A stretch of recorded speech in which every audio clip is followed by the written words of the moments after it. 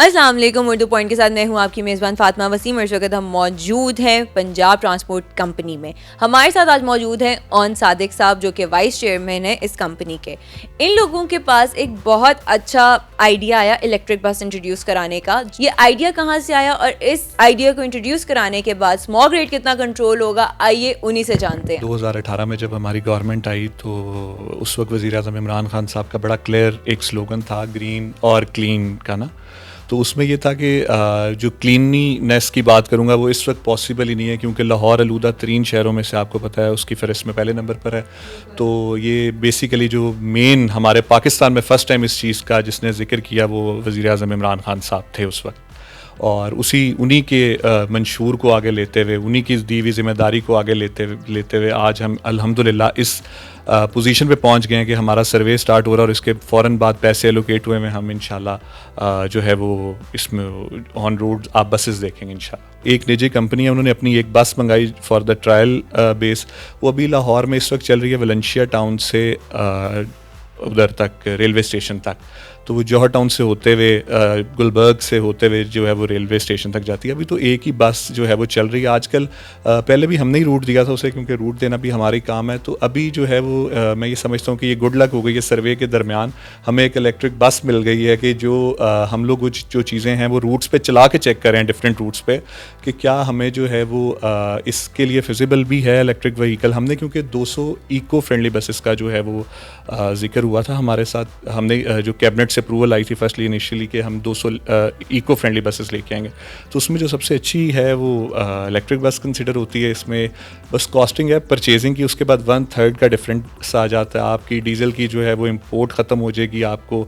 उसके बाद बहुत सारी चीज़ें जो है वो क्या नाम है उसका, आपको जो है वो बेनिफिट जो है वो ओवरऑल प्राइस में जो है वो आना शुरू हो जाएंगे। बट सर, आपको ये नहीं लगता कि इलेक्ट्रिक बस आने के बाद ये जो पेट्रोल माफिया है हमारा, पेट्रोलियम मसनूआत का, वो हमें जीने देगा या वो इस बस को कामयाबी से चलने देगा? देखें, जब गवर्नमेंट ये इस बात पे तहैया कर लेती है, इसमें थोड़े से डिले भी इसलिए ही आए क्योंकि एक तो कोविड का पीरियड आया, दूसरा हमारी गवर्नमेंट शुरू से ही बहुत ज़्यादा मुतहरिक थी इस चीज़ के ऊपर कि हमने इस ई व्हीकल के ऊपर जाना है। माफिया को डेफिनेटली बहुत सारा इशू इसमें होगा। अब आपको पता ही है कि एक्सपोर्ट जब आपकी एक जो है वो चीज़ हो रही है, उसमें ये है एलिमेंट के आपको बहुत सारे उस पर जो है वो चार्जेस पे करने पड़ते हैं। फिर आपको जो है वो अभी जैसे देखें ना, रजीम चेंज ऑपरेशन के बाद किस तरह फ्यूल को, जो महंगाई की बातें करते थे, किस हद तक बढ़ गया है हमारा वो फ्यूल।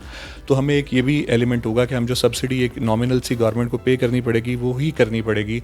बाकी हम इसमें चार्जिंग का भी सिस्टम ये इस तरह से करेंगे कि कोशिश कर रहे हैं हम कि इसको भी किसी तरह सोलर पे लेके जाएं, ताकि मैक्स जो है वो एनर्जी के जो ऑलरेडी इश्यूज़ हैं उनको भी जो है वो अच्छे से सॉर्ट आउट किया जा सके और मैक्स रिलीफ अपनी कौम को जो है वो दिया जा सके।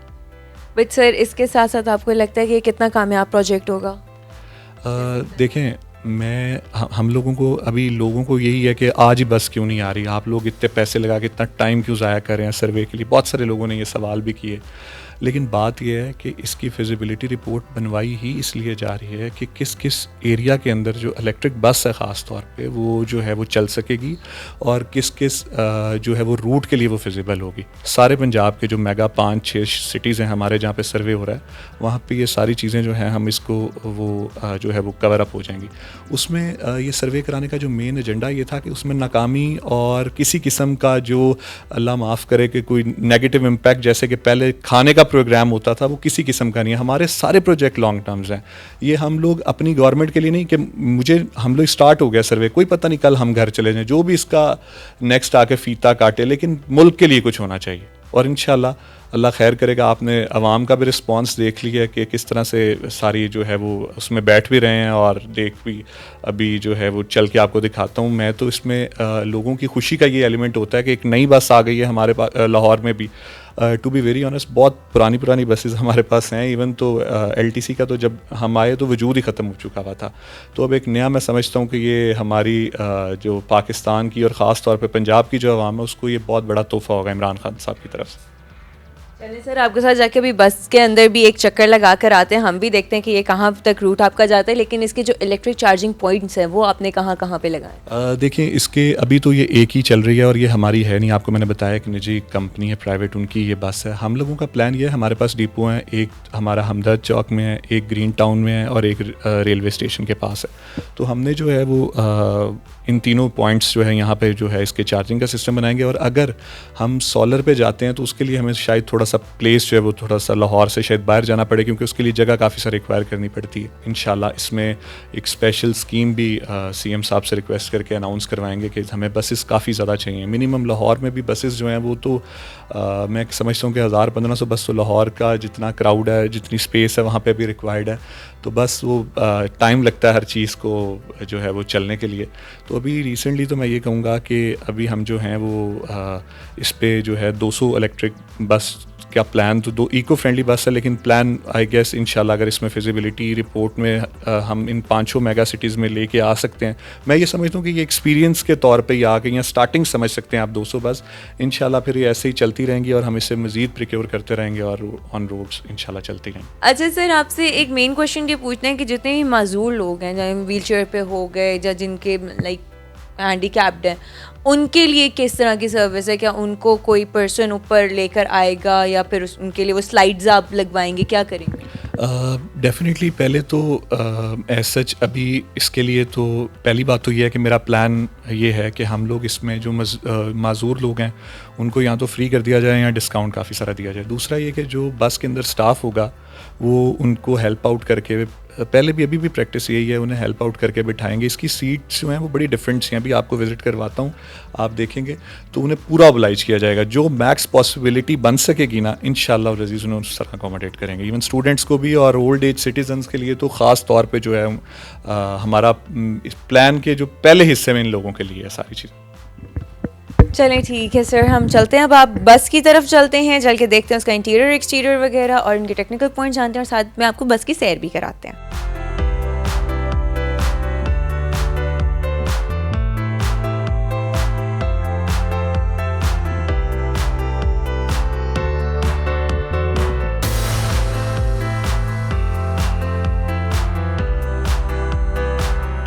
अभी हम बस में मौजूद हैं सर, हम लोगों ने एक राइड भी ली, काफ़ी स्मूथ राइड है। इसके इंटीरियर के बारे में आप कुछ बताएंगे?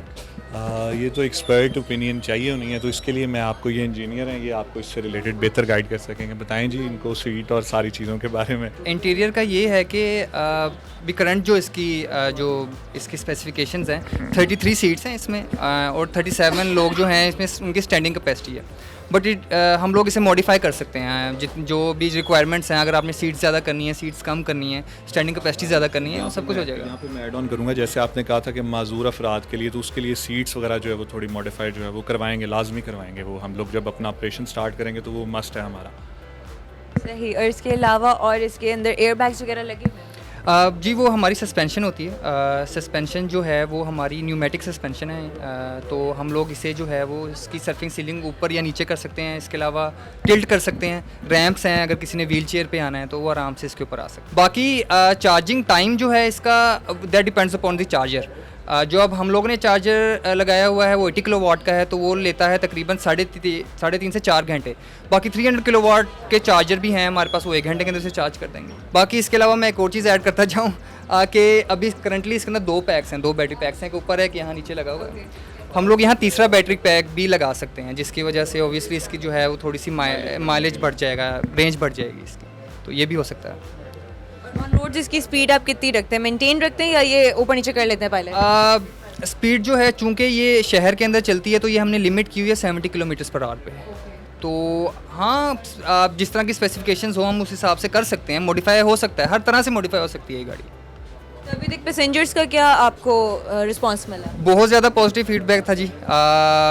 हमारा एक और मकसद ये भी था कि हम देख लें लाहौर के वेदर के अंदर ही आया चल सकती है कि नहीं। जून जुलाई के अंदर हमने चलाया, 50 डिग्रीज़ पे टेम्परेचर टच किया बाहर, लेकिन यहाँ पे ठीक ठाक इसका एसी भी बहुत कामयाब उसका आया।